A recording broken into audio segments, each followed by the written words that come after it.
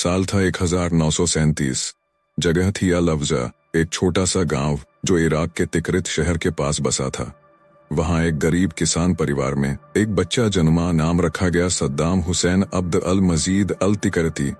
ये वही बच्चा था जो आगे चलकर इराक का सबसे ताकतवर इंसान बनेगा, एक ऐसा नेता जो अपने दुश्मनों के लिए जल्लाद था और समर्थकों के लिए हीरो। लेकिन क्या सच में सद्दाम सिर्फ एक क्रूर तानाशाह था, या वो एक ऐसी राजनीति का शिकार हुआ जो उससे भी ज्यादा निर्दयी थी? सद्दाम का बचपन मुश्किलों से भरा था। उसके पिता हुसैन अब्द अल मजीद उसके जन्म से पहले ही गायब हो गए थे। कुछ कहते हैं कि वे मारे गए थे तो कुछ मानते हैं कि उन्होंने परिवार को छोड़ दिया था। उसकी माँ सुबह तुलेफा ने किसी तरह उसका पालन पोषण किया, लेकिन गरीबी इतनी थी कि कई रातें बिना खाने के गुजरती थीं। जब सद्दाम 10 साल का हुआ तो उसकी माँ ने दूसरी शादी कर ली। उसका सौतेला पिता इब्राहिम हसन एक सख्त और हिंसक इंसान था। उसने सद्दाम को बहुत मारा पीटा, लेकिन इसी दौरान सद्दाम के दिल में नफरत, क्रूरता और ताकत हासिल करने की आग भड़कने लगी। 1950 में 13 साल की उम्र में सद्दाम घर छोड़कर बगदाद चला गया। वहां उसने अपने अंकल खैरुल्ला तुलेफा के साथ रहना शुरू किया, जो अरब राष्ट्रवादी विचारधारा का समर्थक था।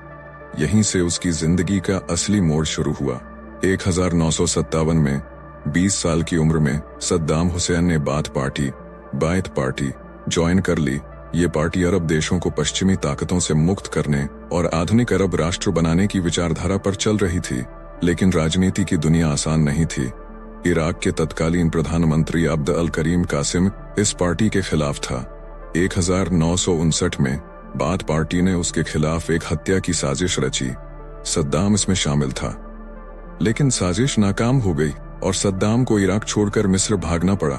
1963 में जब बाथ पार्टी ने इराक की सत्ता पर कब्जा किया तो सद्दाम वापस लौट आया, लेकिन जल्द ही सत्ता बदल गई और उसे जेल भेज दिया गया।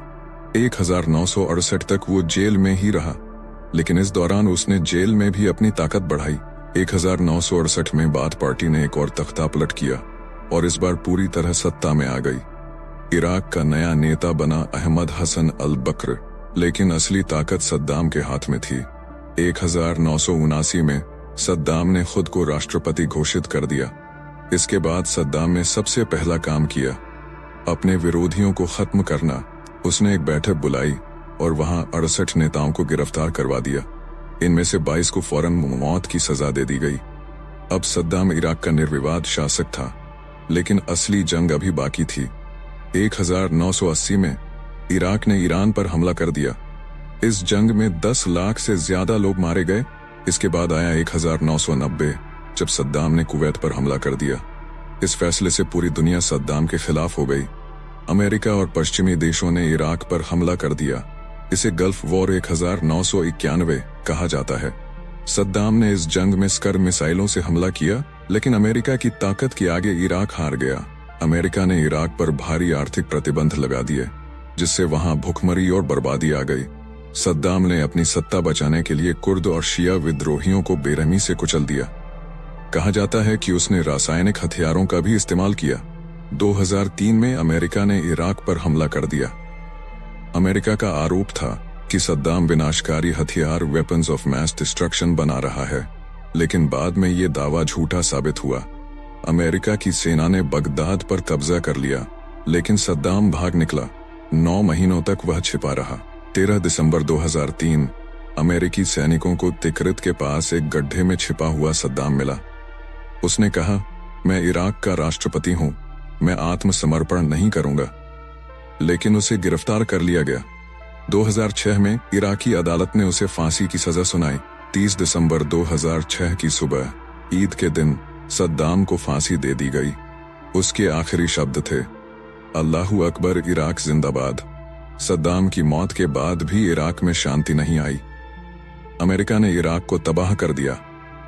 आज भी वहां अराजकता, आतंकवाद और गृहयुद्ध जारी है।